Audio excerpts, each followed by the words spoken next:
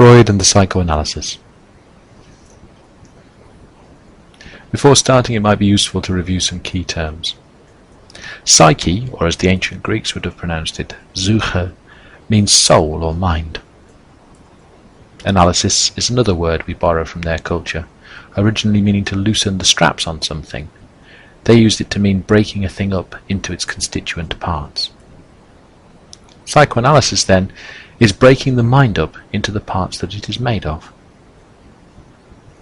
Another key term in Freudian thinking is psychodynamic. This comes from psyche, soul or mind, and dynamikos, having the power to influence, which gives us the sense of psychodynamic as examining the mental processes that influence our behaviour, in particular those mental processes that we are not normally aware of. Freud's big idea, then, is that the mental processes that influence our behaviour need careful examination because we aren't usually aware of them.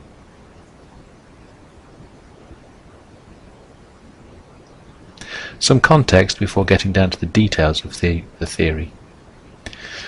Sigmund Freud was born in 1856 and died at the outset of the Second World War. He was raised in Middle Europe, being born in Moravia and then living in Vienna, by Jewish parents. Freud was never particularly religious himself, and nor his parents really, although he maintained that his Jewish heritage was very important to understanding his own motives and the nature of his own thinking. Freud grew up in a period of rapid scientific and technological progress. There was a popular belief at the time that human reason and science would uncover the secrets of the universe. Around this time, Lord Rutherford in Manchester was already arguing that science was in the process of dotting the I's and crossing the T's, discovering the last little nitty-gritty details that would help us to know the truth of things. This gave rise to a modern conception of humanity as being fully in control of its own destiny. The long-standing legacy of Freud's work is that this confidence was massively undermined. It wasn't just Freud who was about this at the time. There were other thinkers who were doing things that made people feel less certain and secure in what they thought they knew. At around the turn of the century, we might also cite the work of Karl Marx in economics, Albert Einstein in physics, and maturing thought on people like Darwin, who were showing that the universe didn't really care about us as much as we might like to think. It might also be useful to think in this connection, modern doesn't mean the same as contemporary. It's not meaning up to date. It's related to an artistic or philosophical position.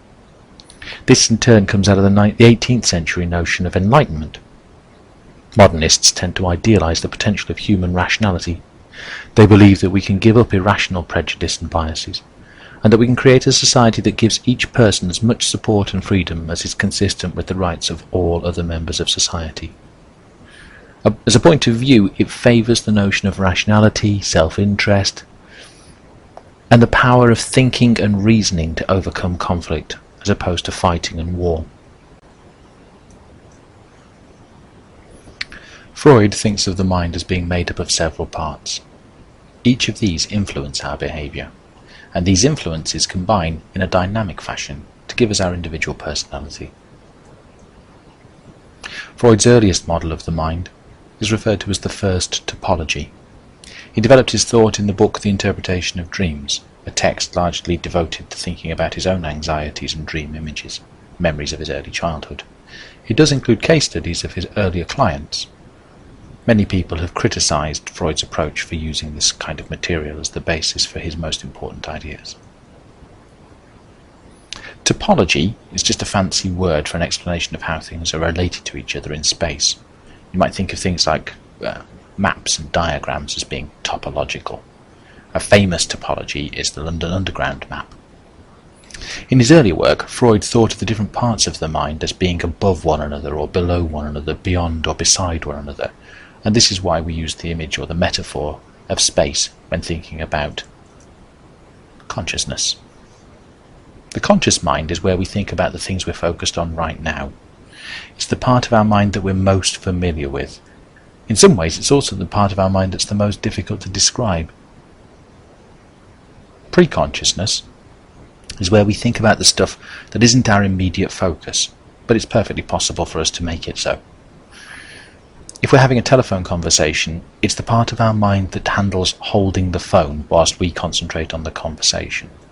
Or if you're driving down the road and talking to somebody in the car, the preconscious handles the peripheral vision, the gear shifting, pressing the brake at the right time, hopefully at any rate.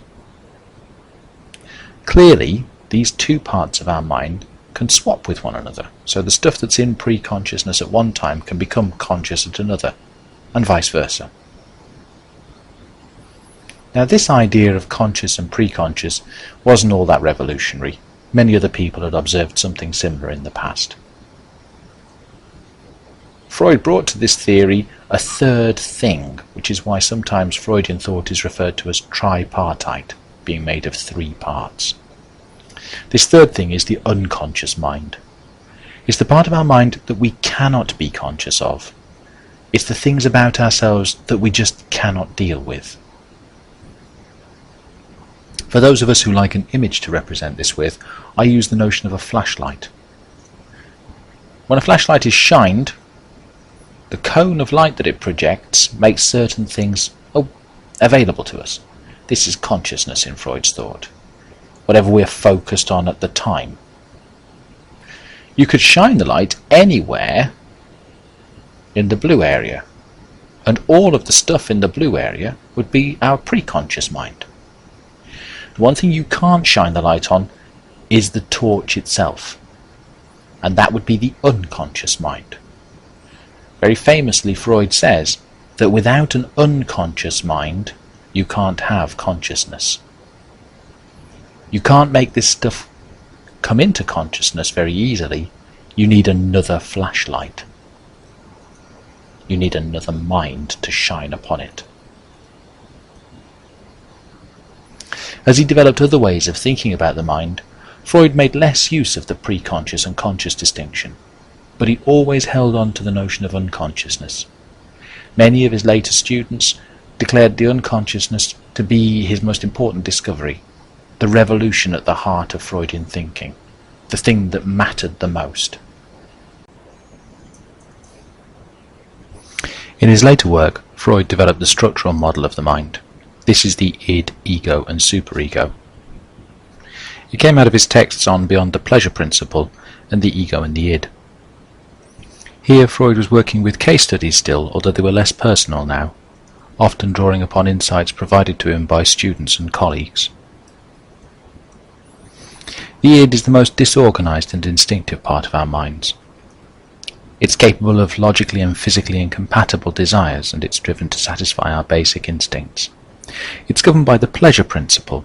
This is a drive to minimize unhappiness or disaffection. It's a reduction of psychic tension, Freud says. It's a drive towards unconsciousness. If you think about the tiny child, newborn, what it wants is whatever will allow it to fall back into sleep. And that is what the id wants. The opposite of the id is the superego. This is highly organized and is responsible for our sense of what is right and wrong. Tiny children are antisocial. Their demands have to be met before anybody else's, and they will not be reasoned with. The superego is the opposite in the sense that it is highly social. It is the thing that allows us to fit in. It wants the approval of others rather than its own satisfaction. Initially, it identifies with the approval of its primary caregivers or parents, but this desire is displaced rapidly onto others, teachers, peer group leaders, best friends, boyfriends, girlfriends, ultimately figures in our public life, celebrities, media events. Between these two is the ego. This is the rational and decision-making part of our minds. It has to deal with the demands of the id, but also the prohibitions of the superego. And furthermore, it also has to deal with the way the world really is. Freud says the successful ego is governed by the reality principle. Whilst it then listens to the demands of the id and works round the restrictions of the superego, it first and foremost knows the way the world is and will cope with that. You may well have seen this kind of representation of Freud's topology. It has its problems, but it's a good way to hang ideas from. In another presentation, I'll return to criticisms of Freud, and we might pick up some of these then. Freud says that typically we don't have very much insight into the relationships between the parts of our mind. We rarely understand how these unknown factors influence the ways in which we behave. And this lack of insight is his key idea of the unconscious again.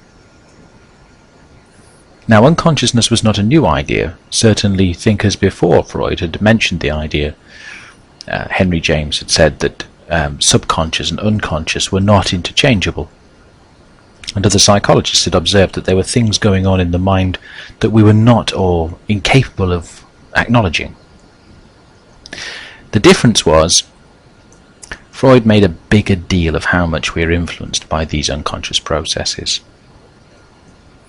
And he also argued that they're not just things going on that we're not aware of. It's actually that we cannot be aware of them. That if we were to wake up to and realize that these things were going on in our minds, we'd stop being the people we are and start being somebody different. And if this happened in an unregulated way, people might suffer all sorts of terrible traumatic consequences. To illustrate this idea, imagine a person who has built their sense of who and what they are out of a highly restricted set of ideas about what is and isn't acceptable.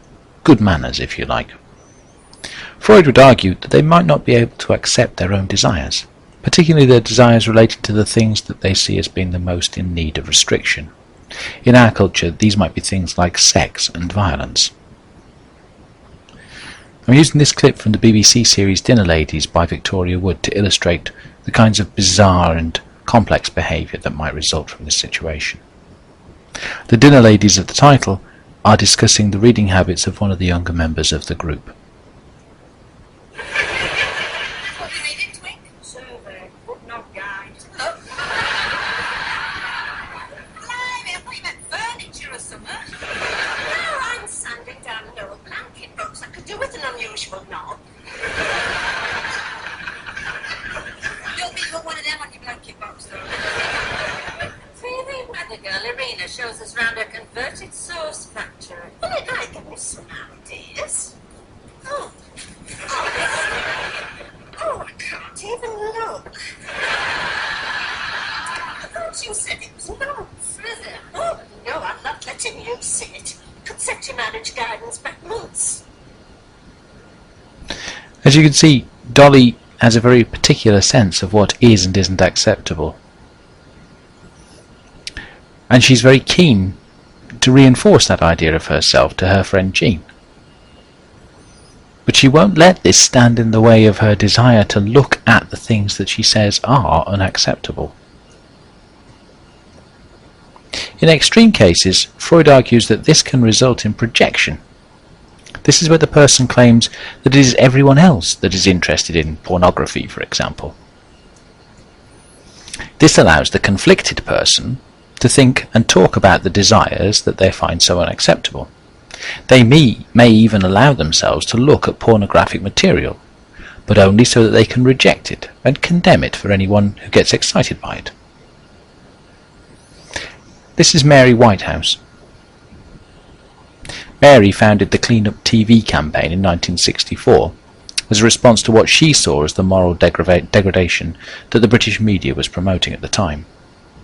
In 1965, the organisation was renamed National Viewers and Listeners Association, and in the early 1990s it became Media Watch. She's widely recognised as having shaped the regulative frameworks that the British Broadcasting Corporation works within today. In order to achieve her outcomes, Mary had to review a substantial amount of precisely the kind of media that she was objecting to, what she would have referred to as video nasties and filth. She also routinely discussed this content in minute and graphic detail in public forums, debating the effect that such media would have on its audience. Just to be absolutely clear, Mary objected to the mass media focusing on sex and violence, and in order to make her campaign work, she reviewed large amounts of mass-mediated sex and violence, and then went into mass-mediated forums like the news, and talked about sex and violence. Many commentators have suggested that there was a significant amount of projection involved in Mary's campaign. Perhaps Mary would have been a lot happier if she'd have been able to reconcile herself to wanting to look at some porn every now and again.